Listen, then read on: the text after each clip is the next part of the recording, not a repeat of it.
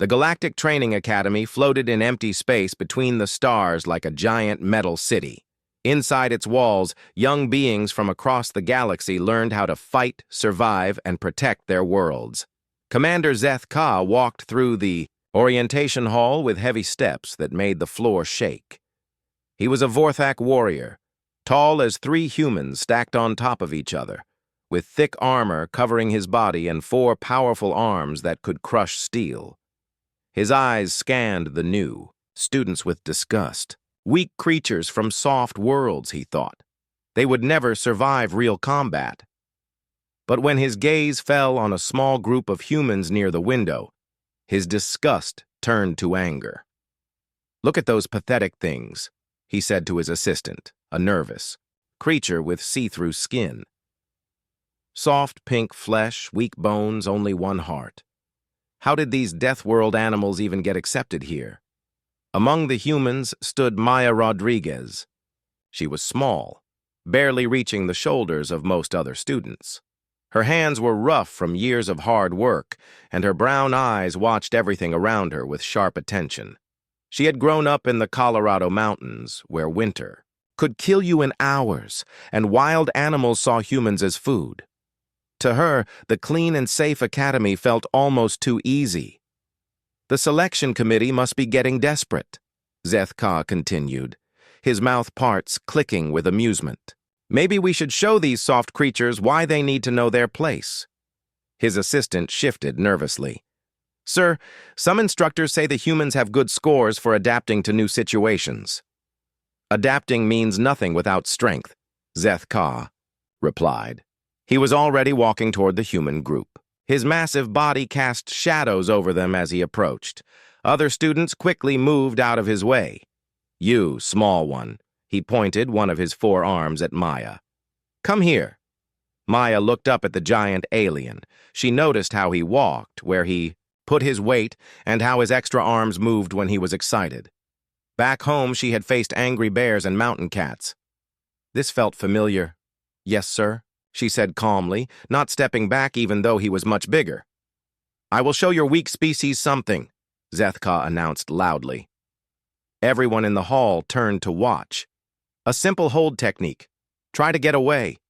Before Maya could answer, one of his huge hands shot out to grab her wrist. He planned to hold her tight enough to prove his point, but not tight enough to break her fragile human bones. He did not plan for someone who had spent years escaping from traps, wrestling with her 3 older brothers, and learning fight moves from her father, who used to train soldiers. Her father always said that staying alive meant being ready for anything. The moment his fingers closed around her wrist, Maya moved like water. She stepped toward him instead of away, using his grip as an anchor while her free hand struck upward at a spot she could see beneath his armor. At the same time, she spun on her heel and drove her elbow back into what looked like a weak joint in his second arm. Pain shot through Zeth Ka's nervous system and his grip loosened. Maya immediately rolled her caught wrist in a circle that broke. His weakened hold, then stepped behind him while keeping contact with his arm.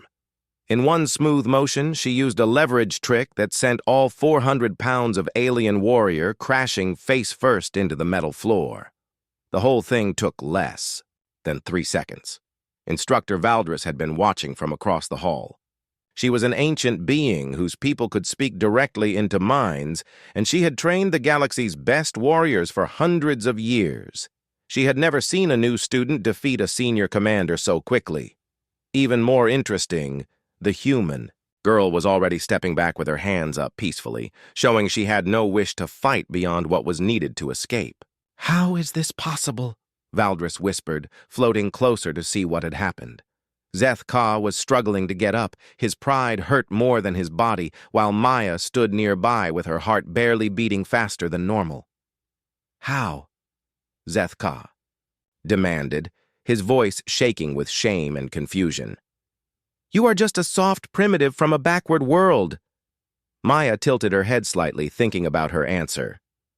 "Sir, with respect, I think you might not understand what Deathworld really means."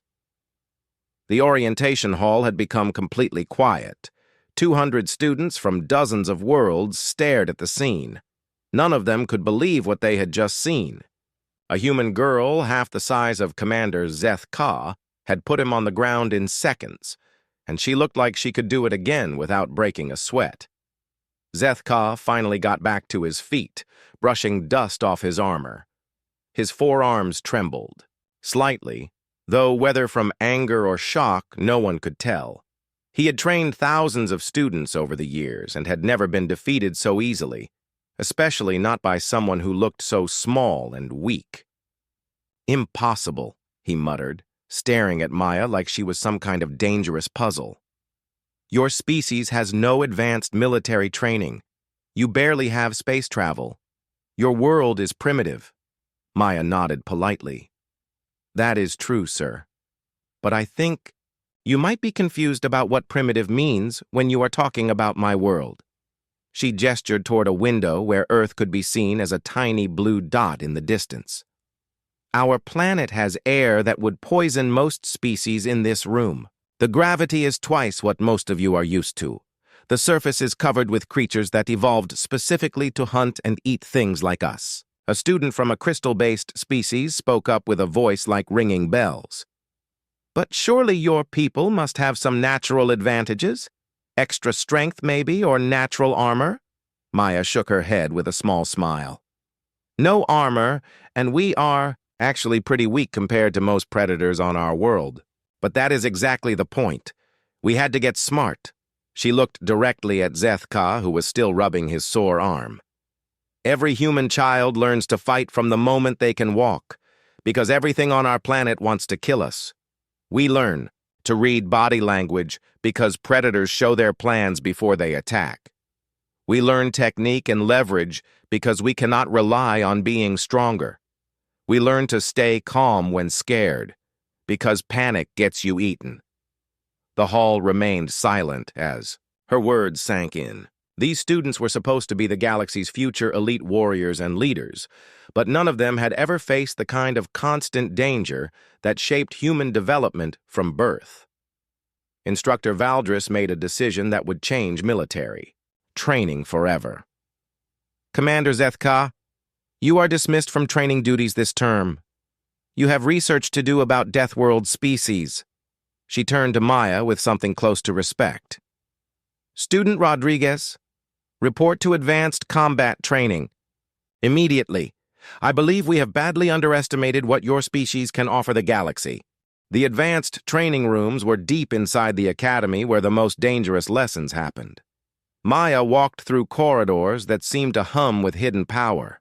The walls could create any environment in the galaxy, from frozen ice worlds to burning deserts. She had been called here after what happened with Commander Zeth Ka, though she still did not understand why everyone was so surprised. Instructor Valdris waited for her in a white room that looked empty but felt full of possibilities. With her were other senior teachers, beings from across the galaxy who had trained the best fighters and leaders for centuries. Their faces showed a mix of curiosity and concern that made Maya feel like she was being studied under a microscope. "Student Rodriguez," Valdris began, her voice appearing directly in Maya's mind with musical tones. "Your performance during orientation has raised important questions about how we evaluate Deathworld species. We need to understand what humans are truly capable of." Maya nodded, though she felt uncomfortable being the center of so much attention. "What would you like me to show you, ma'am?" "Everything," said Captain Nexus, a being who was half machine and half organic tissue. His metal face showed no emotion. "We will test you with harder and harder challenges until we find your limits. This information will help us properly train future human students." The first test seemed simple. Navigate an obstacle course under normal galactic gravity and atmosphere. Maya moved through it like she was taking a casual walk, her movement smooth and efficient. She finished in record time while using less energy than anyone had seen before. The observers noted her speed but were not impressed until they realized she was moving twice as fast as previous record holders. "Increase gravity to 1.5 times normal," Valdris instructed. Maya's performance barely changed. The heavier gravity felt like coming home after months in the Academy's artificially light environment. She had grown up under conditions that most galactic species would find crushing, and her body was built for it. "Fascinating," whispered Dr. Kellen, whose tentacled form writhed with excitement.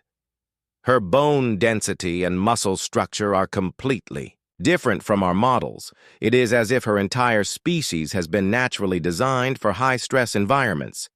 They tested her in poisonous air, extreme heat and cold, and crushing pressure. Each time, Maya adapted with the casual skill of someone who had faced impossible conditions her whole life. But the real shock came during the combat tests. "We will put you against our standard training scenarios," Captain Nexus explained, as holographic enemies appeared around Maya. "These are based on the most dangerous combat situations our graduates face in the field." The first wave consisted of 3 Krellian raiders, lizard-like beings known for their speed and razor claws. They attacked in patterns that had challenged even experienced soldiers. Maya watched them approach with the same calm she had shown Commander Zeth Ka. She saw that the leader favored his right side, noticed the second one always moved his shoulder before attacking, and recognized that the third hung back to wait for openings. When they struck, she moved like water flowing around stones. The first raider's claws cut only air as Maya stepped aside and drove her elbow into his spine. The second found his charge redirected into a wall with bone-breaking force. The third hesitated when his coordinated attack fell apart, and Maya used that moment to get close and apply a hold that dropped him in seconds. Good. But that was basic level, Captain Nexus noted. Increased difficulty to intermediate. 6 holographic enemies this time, armed with energy weapons and moving with military precision. Maya studied their formation for about 2 seconds, then smiled in a way that made several observers step backward without knowing why. "Ma'am, permission to make this more interesting?" she asked. "Explain," Valdris replied. "Turn off the lights and double the gravity again. Maybe add some environmental dangers." Maya's expression had changed to something the observers could not identify. "These scenarios feel too much like training exercises and not enough like real survival situations." Dr. Kellen's tentacles moved faster. "Remarkable. She is not just adapted to extreme conditions, she actively seeks them out. It is as if normal parameters do not provide enough challenge for her threat response systems. They gave her what she asked for.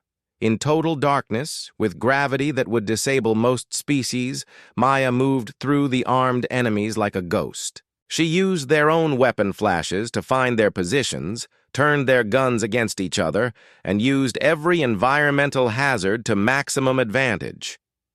When the lights returned, 6 holographic bodies lay scattered around the chamber while Maya stood in the center, breathing only slightly harder than normal. "How?" Captain Nexus demanded. "No single person should be able to defeat a coordinated squad under those conditions." Maya thought about her answer carefully. "Sir, I think you are looking at this backwards. You are trying to figure out how I won that fight, but from my point of view, I was never fighting 6 enemies." She pointed to the scattered holograms. "I was fighting the first guy, then the second guy, then the third guy, and so on. Each fight lasted maybe 10 or 15 seconds. The trick is making sure you never actually fight more than one at a time, even when there are multiple opponents. But the coordination required, the tactical awareness," Dr. Kellen began, "is exactly what you develop when you grow up where everything wants to kill you," Maya finished. "Humans do not think of combat as a special skill you learn in school. It is just another part of survival, like finding food or avoiding predators. We have been doing it our entire lives." Instructor Valdris made notes that would eventually change galactic military thinking. "Student Rodriguez, I believe we need to completely revise our understanding of what advanced combat training means. Your species seems to have evolved beyond the point where artificial scenarios provide meaningful challenge." She paused, considering the implications. "Tell me, what would you consider a genuinely difficult test?" Maya's smile returned, and this time every observer recognized the look of a predator who had spotted interesting prey. "Well, ma'am, you could turn off the artificial gravity and see how I do in 3 dimensions, or maybe provide opponents who are actually trying to kill me instead of following programmed behaviors." She looked directly at the panel of instructors. "Or you could stop treating this like a test and start treating it like the real training I came here to receive." The room fell silent as they realized what she was saying. This human girl was not just unusually capable for her species. She was bored by challenges that would terrify their best graduates. She wanted harder tests, more dangerous situations, more realistic threats. "Student Rodriguez," Valdris said slowly, "are you telling us that our most advanced combat scenarios are too easy for you?" Maya shrugged. "Ma'am, compared to a normal day back home, they are remarkably safe and predictable. When I was 8 years old, I got separated from my family during a snowstorm in the mountains. I spent 2 days alone in sub-zero temperatures, with wolves hunting me before I found my way back. That was scarier than anything you have shown me here." The instructors exchanged glances that spoke of a fundamental shift in their understanding of human capabilities. They had thought they were testing the limits of a primitive species.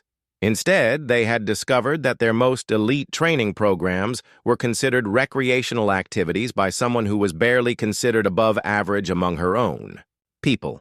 Dr. Kellen's tentacles had stopped moving entirely. "Student Rodriguez, when you say barely above average, my brother Jake would have finished these tests faster and with less effort," Maya said matter-of-factly. "My mother could have done them while carrying a 50-pound pack and navigating by the stars. Most humans from rural areas could probably handle these scenarios without much trouble." The silence that followed was broken only by the hum of the Academy's life support systems. Every being in that room was reconsidering everything they thought they knew about the small, soft-looking species from the blue planet. News of Maya Rodriguez's performance spread through the Academy faster than a plasma fire. Within hours, beings from across the galaxy were talking about the human girl who had made their most advanced training look like children's games. By the time she reported for her next session, Maya found herself facing not just instructors, but a full assembly of the Academy's senior leadership and visiting officials from major galactic powers. Admiral Korthak dominated the center of the group. His draconian frame made even Commander Zeth Ka look small, and the scars covering his ancient hide told stories of battles across 100 worlds. When he spoke, his voice rumbled like distant thunder. "Student Rodriguez," he began, "your recent demonstrations have caused significant concern among military leadership. We need to understand whether you represent typical human capabilities, or if you are an exceptional individual among your species." Maya looked around at the assembled crowd, noting the mix of curiosity and worry in their expressions.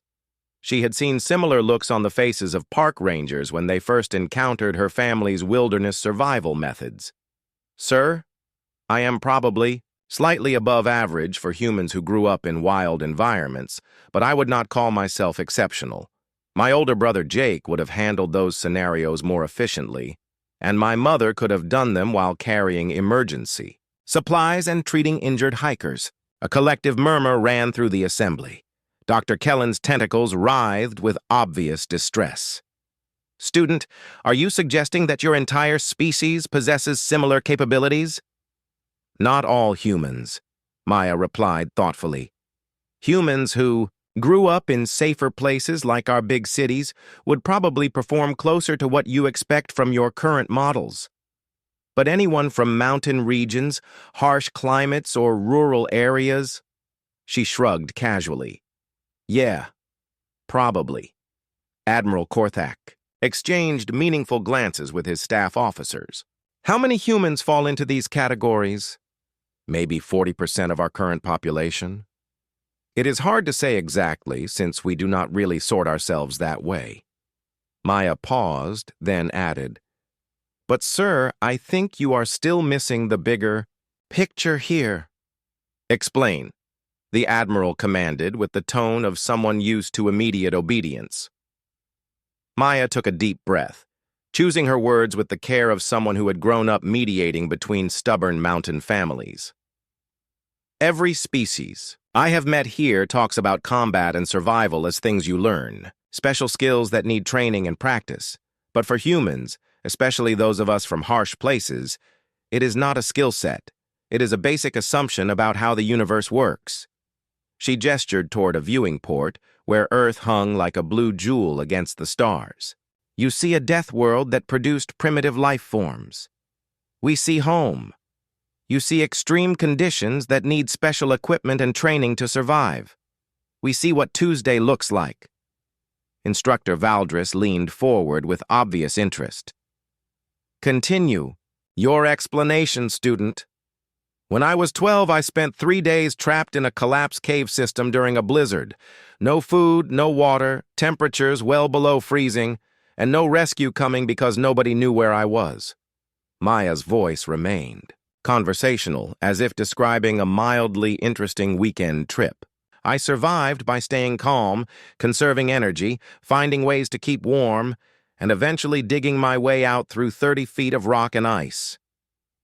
The assembly listened in stunned silence as she continued without any sign of boasting or drama. That was not combat training or survival education. That was just a hiking accident that went wrong. But it taught me that when things go bad, you do not panic, you do not give up, and you do not wait for someone else to save you. You adapt, and you keep going until you win. Captain Nexus, whose mechanical parts allowed him to process information faster than most organic beings, spoke up with obvious confusion. But surely such experiences are rare, even on your world? Maya shook her head with the patience of someone, explaining something obvious to a confused child. Sir, most humans have multiple stories like that. Car crashes, natural disasters, getting lost in the wilderness, dealing with dangerous animals or hostile weather. We do not think of them as special experiences because they are just part of growing up on Earth. The implications of her words hit the assembled leadership like a physical blow. Admiral Korthak felt his ancient mind struggling to process what he was hearing. Student, are you telling me that your species routinely survives situations that would be considered extreme? Emergency scenarios for our trained military personnel? I suppose that is one way to put it. Maya agreed with the tone of someone confirming that water was indeed wet. But from our perspective, we are just living normal lives on a planet that happens to be somewhat challenging. Dr. Kellen had been frantically taking notes throughout the conversation, his tentacles moving so fast they were almost a blur. Admiral, if the student's statements are accurate, we may need to completely revise our threat assessments for human space. A species where nearly half the population possesses what we would classify as elite survival and combat capabilities would be extremely formidable, Admiral Korthak finished with a grim expression. Especially if they do not even realize how dangerous they are to everyone else. Maya looked genuinely confused by this assessment. Sir, I am not sure I understand the concern. Humans are generally peaceful people. We prefer cooperation and talking things out to fighting. Perhaps, the Admiral replied with the caution of someone who had seen too many wars. But history shows that peaceful species can become very dangerous when they feel threatened, and a species that considers extreme survival situations to be routine childhood experiences might have very different ideas about what constitutes acceptable levels of conflict. He turned to address the full assembly with the gravity of someone, announcing a fundamental shift in galactic politics. Colleagues, we appear to have made a significant error in our assessment of human capabilities. If Student Rodriguez is representative of even a fraction of their population, then humans are not primitive Deathworld dwellers who got lucky with early space technology. The Admiral's expression grew increasingly serious as he continued. They are a species of natural survivors who have been shaped by millions of years of the harshest evolutionary pressure in known space, and we have been treating them as minor players in galactic affairs. Maya raised her hand with the polite deference her parents had taught her to show authority figures. Sir, if I may interrupt, I think you are still making this more complicated than it needs to be. Humans do not want to fight anyone. We just want to explore the galaxy, learn from other species, and maybe find some planets that are a little less actively hostile than home. She looked around at the worried faces surrounding her with genuine concern for their obvious distress. The reason I handled those training scenarios so easily is not because I am some kind of super soldier. It is because compared to a typical day on Earth, they were remarkably safe and predictable. Admiral Korthak nodded slowly as the full scope of the situation became clear to him. Student Rodriguez, I want you to understand something important. The scenarios you completed with such ease were designed to challenge our most elite Special Forces operators. The fact that you consider them safe and predictable is exactly what concerns us. He paused, weighing his next words with the care of someone who understood that what he said next might reshape the balance of power in the galaxy. I believe it is time for the galactic community to reconsider humanity's role in our civilization. And I think we should probably approach that reconsideration with considerably more respect than we have shown thus far. The room fell silent, except for the soft hum of life support systems as everyone present contemplated a future where humanity was not a junior partner seeking guidance, but potentially the most naturally capable spacefaring species anyone had ever encountered. 3 weeks after Maya Rodriguez had casually demolished every assumption the galaxy held about human capabilities, the Galactic Training Academy looked like a completely different place. Emergency meetings happened daily, revised protocols were being written hourly, and diplomatic channels across known space buzzed with urgent communications about humanity's true potential. Maya found herself in the strange position of being both a student and an unofficial consultant. Her mornings were spent in regular classes with other cadets, learning about galactic history and alien cultures. Her afternoons were devoted to helping instructors completely redesign training programs that had remained unchanged for centuries. The basic problem, she explained to yet another gathering of senior staff, is that you have been teaching people to handle extreme situations as if they were actually extreme. But if you come from a place where extreme is just normal everyday life, you need a totally different approach to training. Instructor Valdris had become her primary advocate and closest collaborator in these sessions. Show them the new scenario. You developed, student. Maya activated the training simulation, and the sterile white chamber transformed into what could only be described as a vision of hell. Volcanic activity painted the sky red, while toxic storms swept across a landscape, populated by creatures that most civilized species would consider mythological nightmares. This is based on the Australian outback during fire season, Maya explained as holographic flames danced around simulated venomous creatures that could kill with a single bite. Add some flash flooding, maybe a few more poisonous snakes, and it is roughly equivalent to what my cousin Jake deals with every summer while working as a park ranger. The assembled instructors watched in fascination and horror as Maya moved through the scenario with relaxed competence, treating apex predators like minor annoyances and environmental hazards like interesting puzzles to solve. The key insight, she continued while casually stepping around a creature that could have devoured most species whole, is that humans do not think in terms of surviving extreme conditions. We think in terms of working in extreme conditions. There is a big psychological difference between those two approaches. Admiral Korthak, who had become a regular observer of these sessions, leaned forward with intense interest. Explain that distinction more clearly, student. When you are trying to survive something, you focus on endurance, conservation, and waiting for the bad situation to end, Maya replied, now somehow collaborating with the holographic predators, rather than fighting them. But when you are working in challenging conditions, you focus on accomplishing objectives, adapting your methods to the environment, and treating obstacles as problems to solve rather than threats to survive. She gestured to the hellish simulation around them with the casual air of someone giving a tour of their backyard. Right now, I am not surviving this environment. I am working in it. The difference is that I expect to be here for a while, so I might as well figure out how to be effective rather than just staying alive. Dr. Kellen had spent the past weeks studying human physiology and psychology with the obsessive dedication of a scientist who had discovered an entirely new branch of evolutionary development. Admiral, the implications extend far beyond military applications. If humans routinely operate effectively in conditions that would incapacitate other species, their potential contributions to exploration, colonization, and resource extraction could be absolutely enormous. I have been thinking about that, Maya said, pausing the simulation to face the assembly directly. Most of the galaxy seems focused on finding planets that are as comfortable and safe as possible for colonization.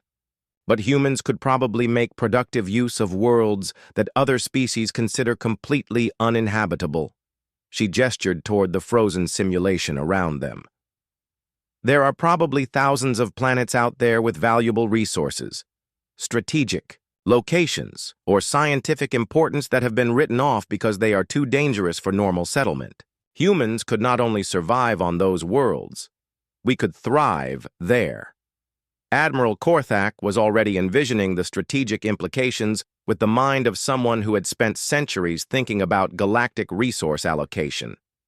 Student Rodriguez, are you suggesting that humans could serve as advanced colonizers for hostile worlds? Not just advanced colonizers, Maya corrected with the confidence of someone who had spent her life in places others considered uninhabitable. Permanent residents. Some of the worlds you consider deadly might actually be more comfortable for humans than our home planet. We have been shaped by evolutionary pressure from one of the harshest environments in known space.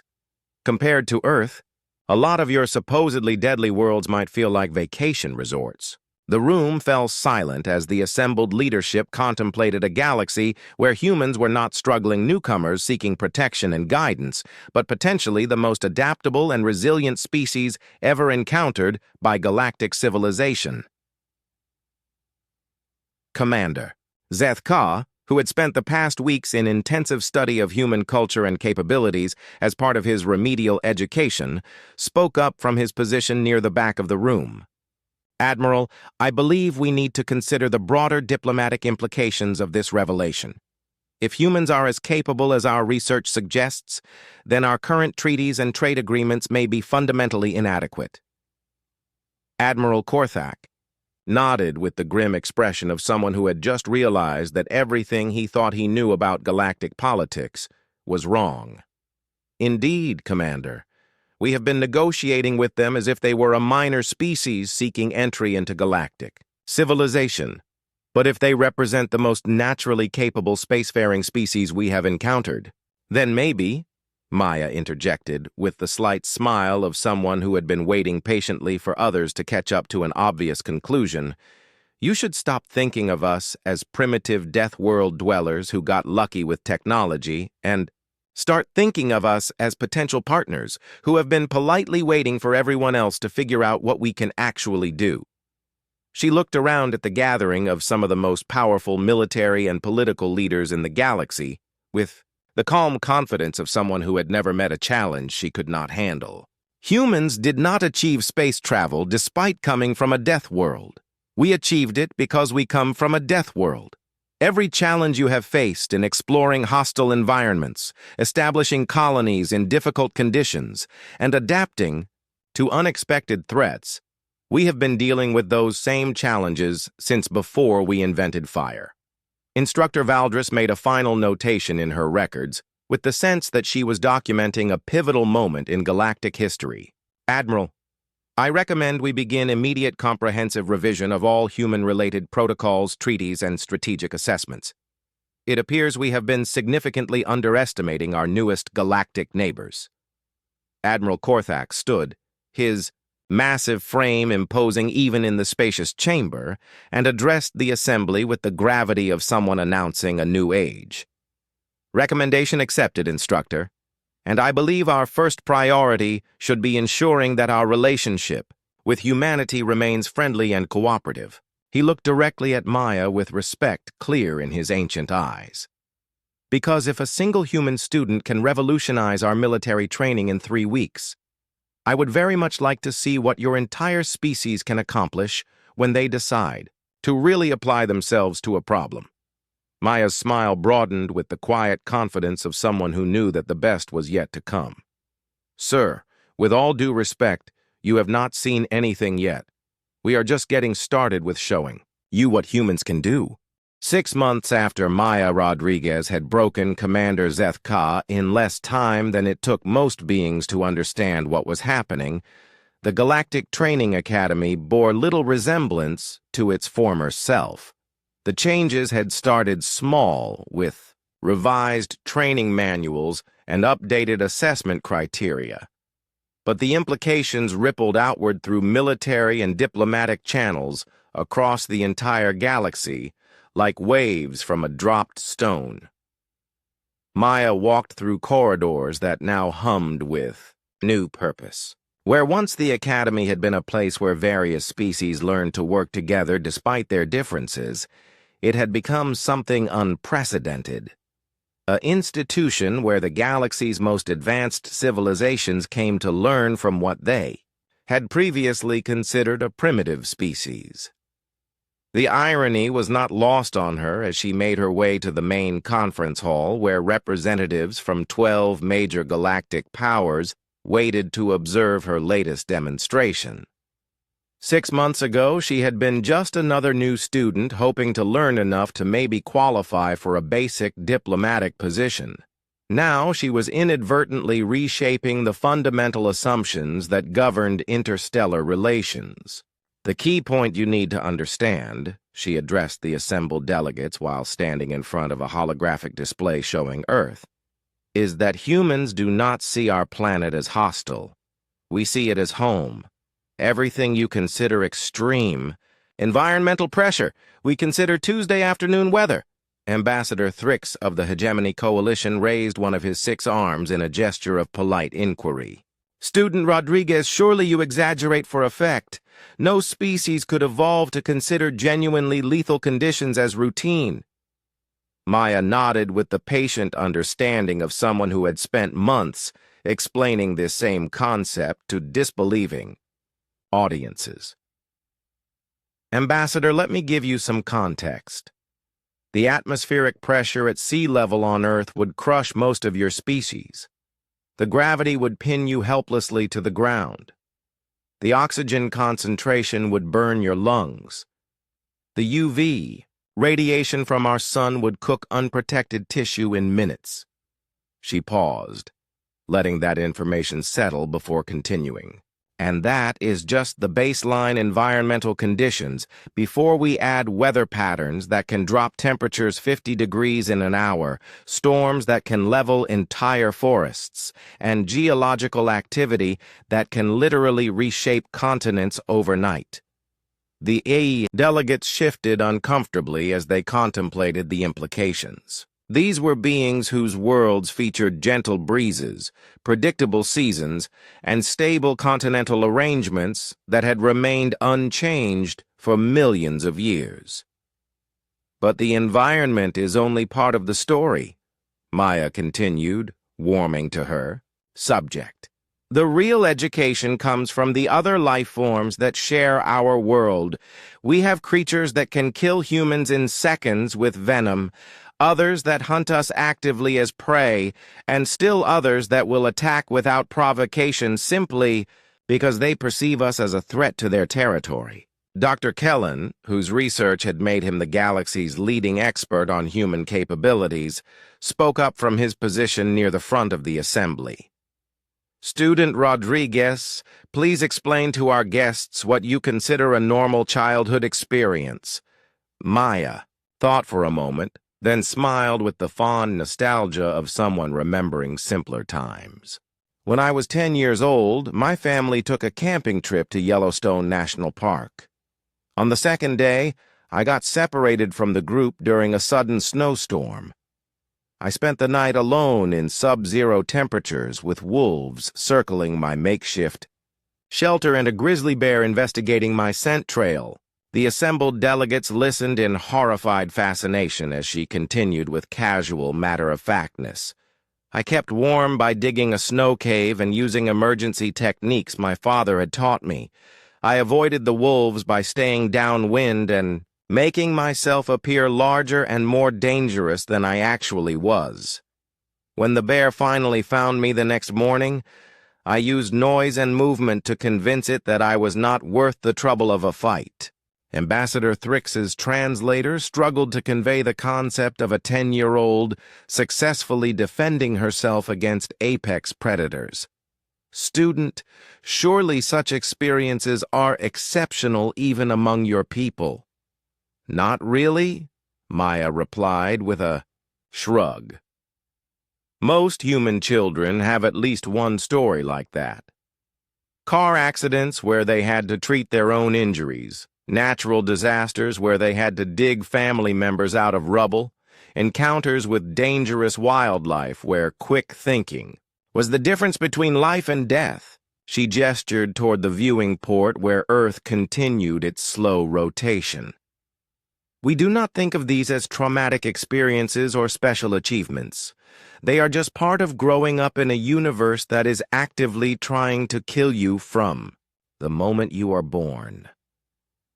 Admiral Korthak, who had become one of Maya's most vocal advocates within military leadership, stood to address the assembly. Honored delegates, I want you to understand what Student Rodriguez is telling us. We have discovered a species where nearly half the population possesses survival skills that exceed our most elite special forces training, and they consider this completely normal.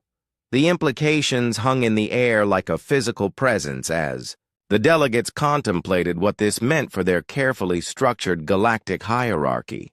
For centuries, advancement in galactic civilization had been measured by how successfully a species had eliminated environmental challenges and survival pressures from their daily lives. But there is more, Maya continued, sensing that her audience was beginning to grasp the scope of what they were dealing with. Humans did not just survive our hostile environment, we thrived in it. We spread across every continent, adapted to every climate, and learned to live in places that no other species on our world could tolerate. She activated a new holographic display showing human settlements in Earth's most extreme locations. We have permanent communities in deserts where the temperature can kill in hours, on mountain peaks where the air is too thin for most life, in Arctic regions where liquid water does not exist for months at a time, and in tropical areas where the humidity and heat would incapacitate most galactic species in minutes.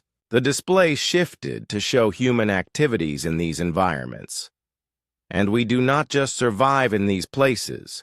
We work there, raise families there, and consider them desirable places to live. Some humans actively seek out the most challenging environments they can find because anything easier feels boring. Ambassador Thrix finally found his voice. Student Rodriguez, are you suggesting that your species could colonize worlds that we have classified as uninhabitable? Not just colonize, Maya corrected with growing excitement. We could turn them into productive, thriving communities. There are probably thousands of planets in galactic space that you have written off as too dangerous for settlement. Humans could not only live on those worlds, we could probably make them into garden spots within a generation or two. The silence that followed was broken only by the soft hum of the Academy's life support systems, as some of the galaxy's most powerful leaders contemplated a fundamental shift in how they understood resource allocation and territorial expansion. Doctor. Kellen spoke into the quiet with the tone of someone announcing a scientific revolution. Delegates, I believe we are witnessing the emergence of a new paradigm in galactic civilization. For the first time, we have encountered a species that is more adapted to hostile environments than to comfortable ones. Admiral Korthak nodded with the expression of someone who had spent months coming to terms with this new reality. Indeed. And I believe it is time for the galactic community to acknowledge that humanity is not a junior partner seeking guidance and protection. They are potentially our most valuable strategic asset for expansion into previously impossible territories. Maya smiled with the quiet satisfaction of someone who had been patiently waiting for others to reach an obvious conclusion. Admiral, I think you are finally starting to understand what humans can offer the galaxy, but this is just the beginning. Wait until you meet some of our engineers, scientists, and explorers. She looked around at the assembled delegates with the confident expression of someone who knew that the best was yet to come. We have been shaped by millions of years of pressure to adapt, improvise, and overcome impossible challenges. Now that we have access to galactic technology and resources, there is literally no limit to what we can accomplish. Outside the viewing ports, Earth continued its ancient rotation, a blue-green marble that had forged the most resilient and adaptable species the galaxy had ever encountered. And across human space, millions of engineers, scientists, explorers, and ordinary people who considered survival a basic life skill continued their daily work, completely unaware that they had just become the galaxy's most precious strategic resource. The age of human expansion was about to begin, and the universe would never be the same.